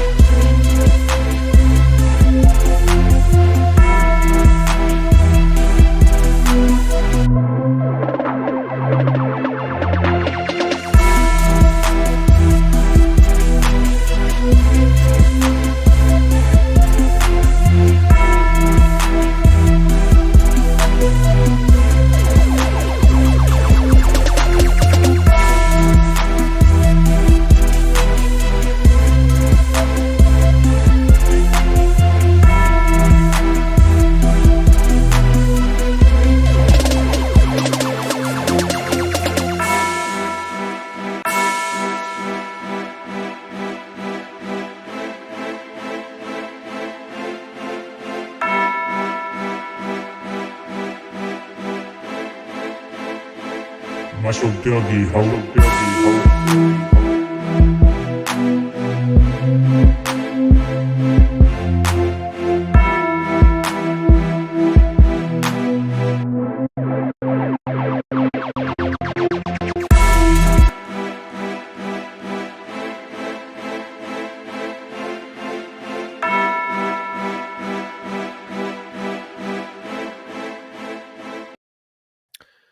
Ladies and gents, boys and girls, we are back here on this Monday, November the 20th, 2023. Our daily mailbag segment officially beginning, guys. We're taking your questions, your comments, and your voicemails at 843-790-3377. That's 843-790-3377 here on this Monday, guys. This Monday of rivalry week. Very exciting times. We'll go ahead and jump into your questions, guys. You can leave your questions on YouTube, on Facebook as well, or you can text those questions to the number that I just mentioned. Let's see. Austin Wright simply says, Victory Monday. Will says, is it too late for the $1,000 bet? You know, Will, it is, and it's unfortunate. It's unfortunate because I challenged Garnet and Black Traditions to the $1,000 bet if South Carolina were to win the next 4 and get to a bowl game, $1,000. Unfortunately, Garnet and Black Traditions rather would get me kicked off of Inside the Gamecocks than take up that bet and do something fun for Gamecock Nation. So here we are. It's unfortunate that did not happen, but either way, yeah. So I know what you're talking about. Jeff Gullidge says, hammer the portal, NIL deal for all O-linemen, $50,000 a season. Make it happen, USC. What a time. What a time we are in. But that is the reality. Here we go, guys. We do a voicemail. Let's go ahead and jump into it. This is Tiger Anthony from down here in Pickens, the place that you hate the most, but you also love the most. You're a closeted Clemson fan, and you know it. You know it, Chris, and you know that them Tigers going to win this weekend, hopefully. I'm kidding. It's all fun and games. Hope you have a great weekend. But go Tigers, and you say it with me. You ready? Go Tigers. Tiger Anthony. How has that happened that a Tiger fan kicks off rivalry week on the Spurs Up Show? How does that happen? No other Gamecock fans. Nobody's left a message. Unreal. Shout out Tiger Anthony calling in. And guys, with that in mind, I'll say this. It's hatred, Carolina, Clemson, whatever. We hate each other. But it's all good. It's all in good fun and games, man. Would love to have some Clemson folks calling. We've actually got some content planned behind enemy lines, if you will, both crossover episodes and someone coming on TSUS. So just keep your eyes peeled, both Gamecock and Clemson fans. It's going to be a lot of fun. Chuck Thompson says, what's up? It's going to be a great week. Let's get this win on Saturday night. Chuck, indeed. Austin Gregory says, Chris, you stated after the A&M game there was no way in hell this team wins the next 4. Has that changed? Well, Austin, admittedly, I thought they'd beat Jacksonville State and Vandy. I was unsure about Kentucky, and I don't know yet about Clemson. You'll have to wait and see, Austin, this week. I don't know.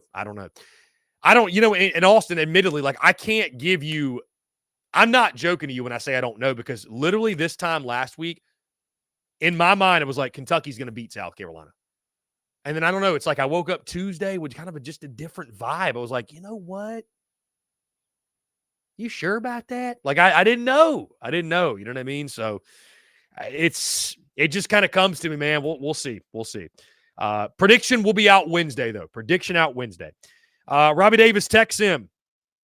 What's up, Chris? It's Zaxby's Hall of Famer. First things first, happy Thanksgiving to you and yours, everybody else. It's Clem Sucks week. One thing is for certain. You don't have to get me fired up for this week. I'm ready to go. It's only Monday. I'll have my prediction ready for you on Wednesday. Thank you so much, Robbie Davis. Great to hear from Robbie Davis. Brandon Wagner says, O-line needs to step up if we want to have a chance. Yeah, they got to play better. I mean, it's Clemson's D-line is one of the best in college ball still. I know Clemson has not been, they haven't been great this year, right? They haven't been great, but they're hot too. Won their last 3 in a row. So, we'll start talking about it more in depth tomorrow, guys. But I'm sure we can all agree, because like even last year, Clemson was a 2-touchdown favorite, and South Carolina was staring at a 7-game losing streak. So this is the first time in a very long time where it's like we came in a rivalry week truly like, who knows? Who knows? anything can happen. And it's kind of funny because I feel like that leaves both fan bases kind of weary of like, I don't know, man. Like, do I talk trash? Do I not? Like, I don't know. Like, can my team cash the check that my mouth is going to write all week? Like, I think that's how a lot of people are feeling about this one. You know what I mean? So, but I tell you this is a lot better than, I mean, I remember doing the show, guys, back in 2017, back in 2018, 2019, where it was just like, it was so hard to get hype when it's like the spread would come out. It's like Clemson favored by 24.5. And you're like, God, like, we got to try to talk trash knowing what's about to happen. Knowing what's about to happen. So, Bruce, Juice will be on the loose Saturday. Steve Austin says, any word on Juice Wells? Steve, I'm going to take you this. Here's my take on Juice Wells. There have been a lot of different reports out there lately. And for some reason, it's felt like for weeks, like it's all kind of led to the Clemson game. I think folks just holding out hope that he could play one more game this year. I'm not holding my breath. I'll believe it when I see it. Because even when I was told Juice Wells was healthy this year, he wasn't always healthy. So is Juice Wells actually going to be healthy? If he does play, is he a decoy? Is he actually going to make an impact? I don't know. I don't know. There's nothing official. Shane Beamer, here, let's get straight into it. Shane Beamer said this on his Sunday teleconference regarding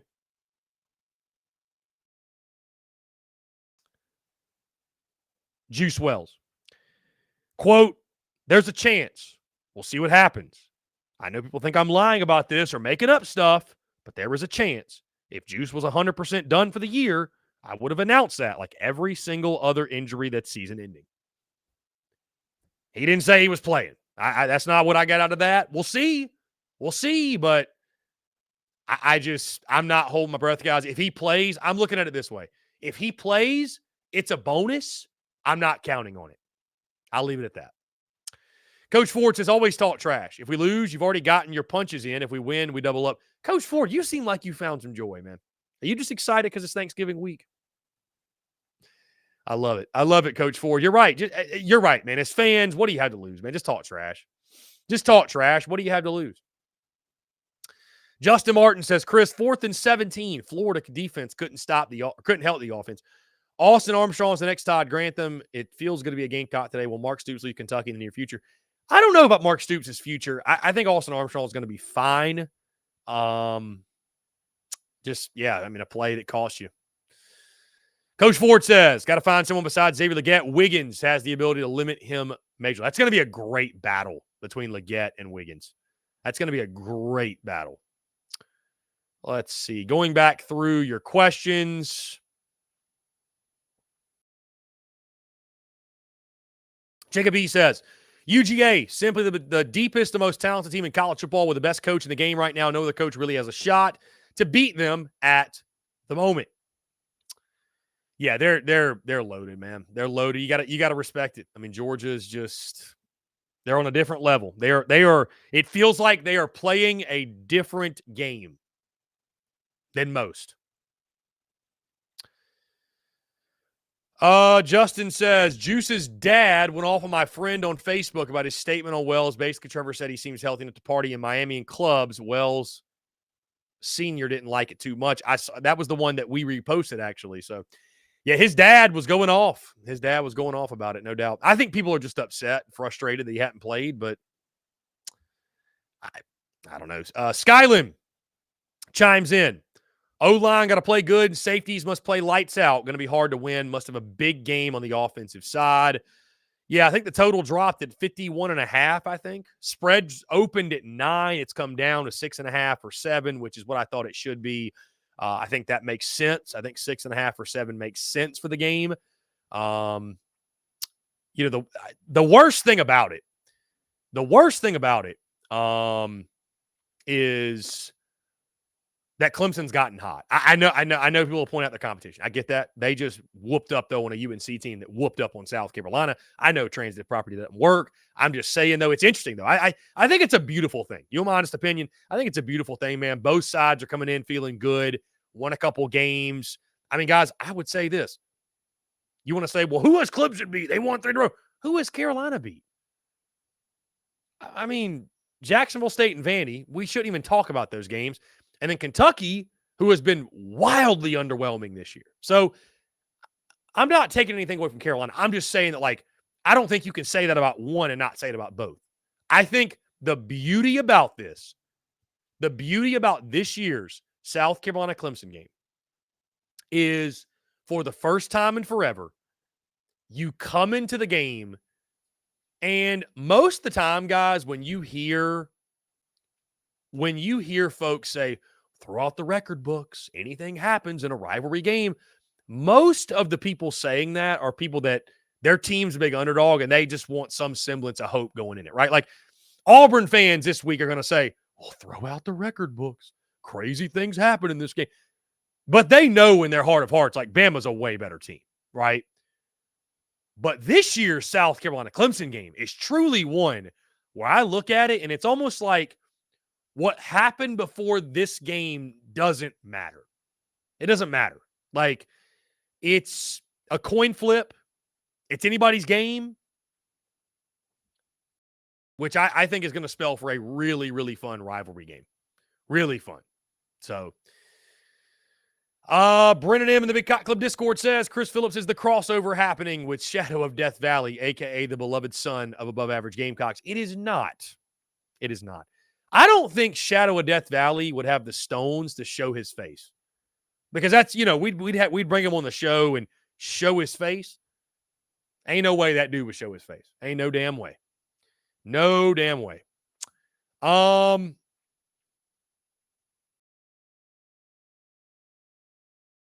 Yeah. Anyways, what was I about to say?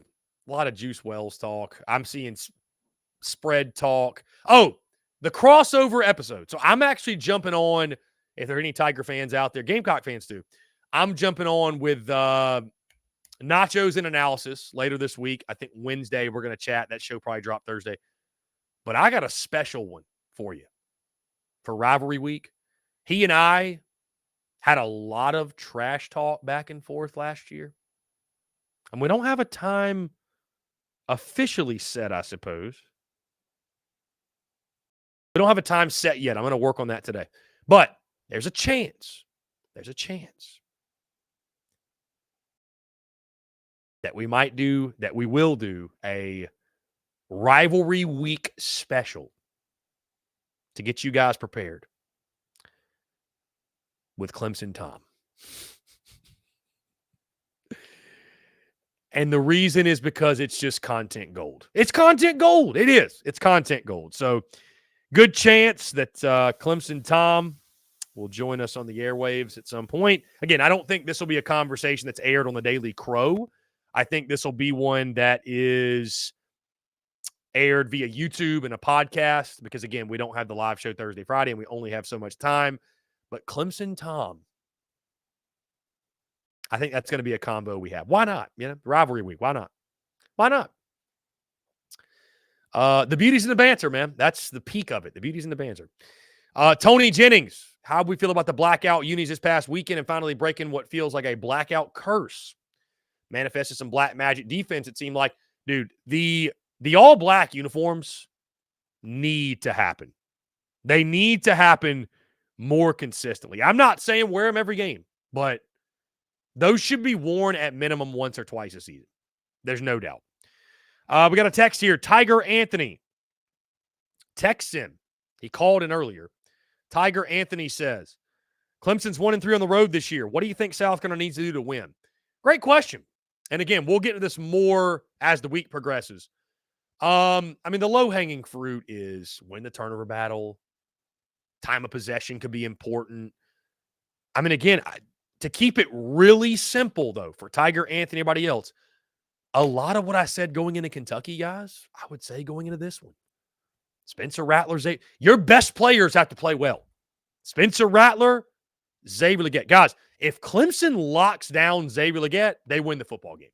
I think that is, I don't think that's even a hot take, right? Like, and it's much easier said than done, because I'm sure every defense the Gamecocks have played have said that also. But I mean, Xavier Legette's got to go off. Spencer Rattler's got to have another big game. He's got to be as good as he's been all year.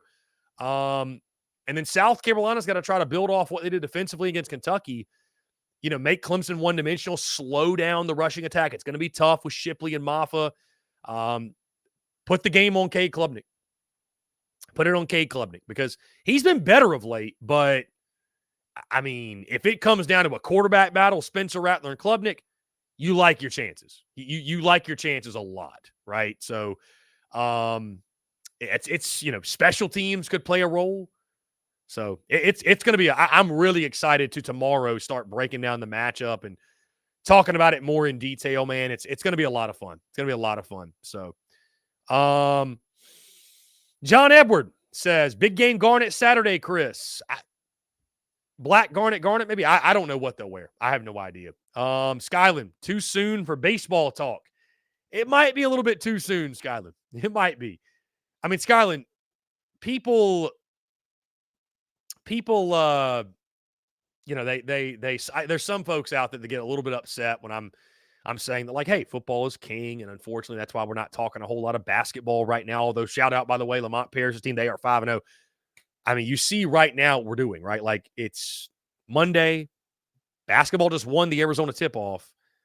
The entire day is football talk. It's just, it's hard to focus, Skyland, on anything else until football's over. That's just kind of the reality of it, man. So, I mean, we haven't spent even 2 seconds today talking about Lamont Paris' team and what they did over the weekend. And, I mean, they beat a good Grand Canyon team, a team that was in the NCAA tournament last year.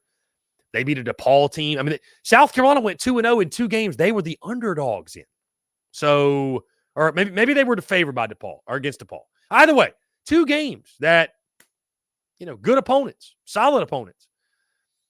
I think the toughest thing with basketball is, man, is like, you know, there's so many Gamecock fans, especially those in the Discord, they just want me to completely shake up the SEC basketball power rankings because of what happens in the non-conference. And, like, I get it. But it's just, it's really hard to know what these teams are until we get to conference play. It is, man. It's just, and I'm not trying to say like the non-conference means nothing, because that's not true. You got to be wildly encouraged by what you've seen with Lamont Paris' team. BJ Mack goes off last night. And actually, guys, we'll spend, I mean, we're taking your questions, your comments, your voicemails, but just really quickly, like, maybe it's time we start giving Lamont Paris' team a little bit more attention, because 5-0, Arizona tip-off champions. I know it's not conference play. I get that, but the quarter zip is working right now. The Cocks are hot. I mean, the Cocks are hot. That's flat out. The Cocks are hot. So you got to love what you've seen through 5 games. No game this week. Then you got Notre Dame next week. You win that one, all of a sudden, things will really start rolling. So, I mean, we'll see. We'll see what happens the rest of the way, but maybe, just maybe, we start paying a little closer attention, because Lamont Paris and company, all they're doing is winning. All they're doing is winning. And after last year, when you won 12 games, I mean, you don't take a win for granted, right? You don't take a win for granted. So, really impressed. Really impressed what they've done thus far. Really, I mean, I did not see South Carolina 5-0. I did not see them 5-0. I thought maybe they'd get to 3-2, but did not see them 5-0. Guys, back into your questions, your comments, your voicemails. Back into your questions, comments, and voicemails. Again, guys, thank y'all so much for tuning in. The love, the support, man, it's incredible. I got a text here. Not exactly sure. Okay.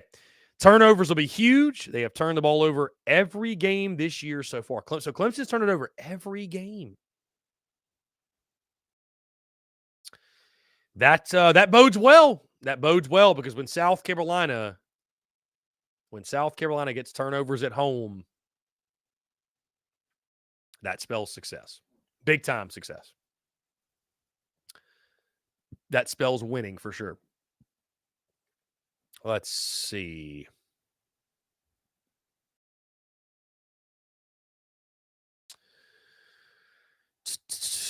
Again, guys, really appreciate you all. Really appreciate you all. Your love, your support. Truly incredible, man, as we enter rivalry week.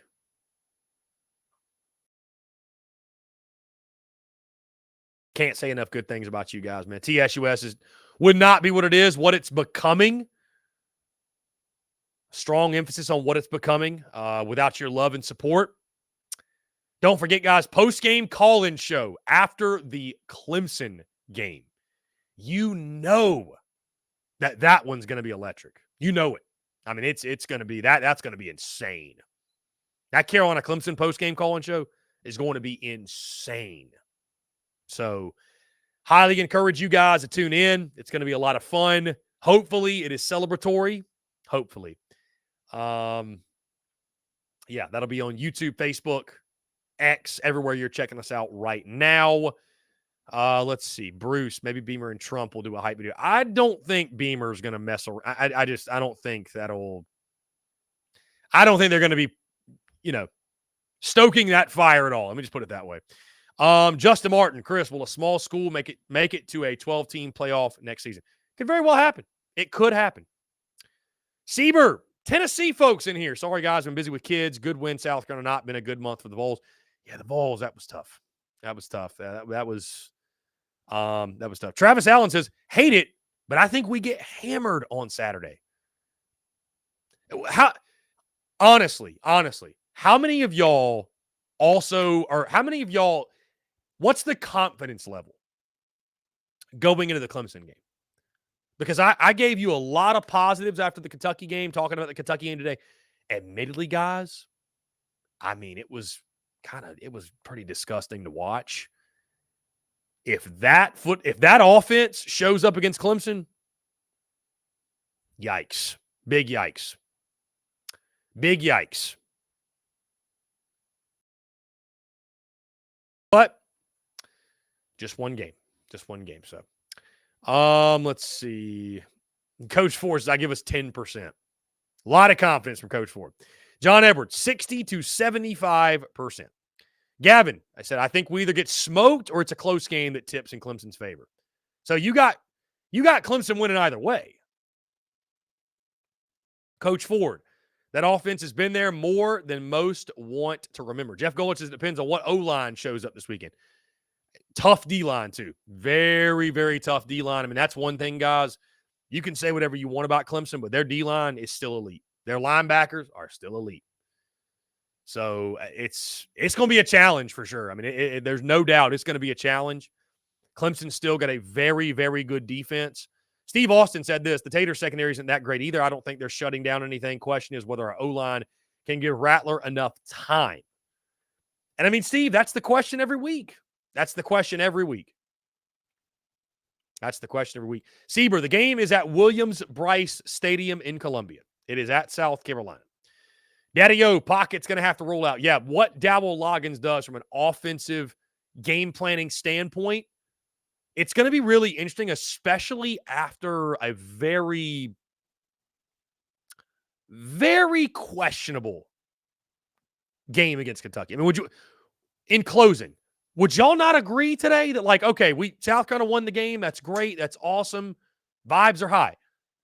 We look back on that game with a critical eye, though. Like, were y'all sitting there like me? Like, some of them play calls, I was like, bro, what is going on? Like, what is this? I mean, you get you get a turnover or something. You go run pass with Lenoris Sellers.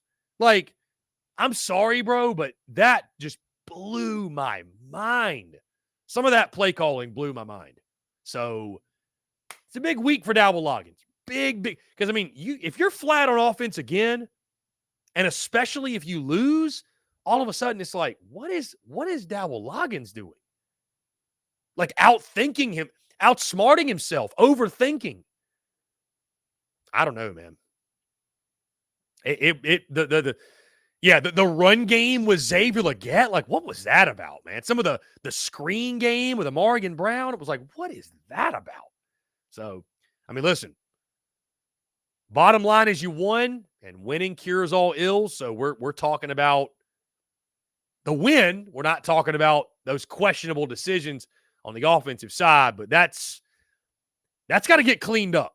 That's got to get cleaned up if you expect to beat Clemson. Tony Jennings says, we'll take this one as the last question or last statement. We left a lot of points on the field, as well as not capitalizing in the red zone. Should have been a 2 to 3 touchdown win when you really look back at the tape.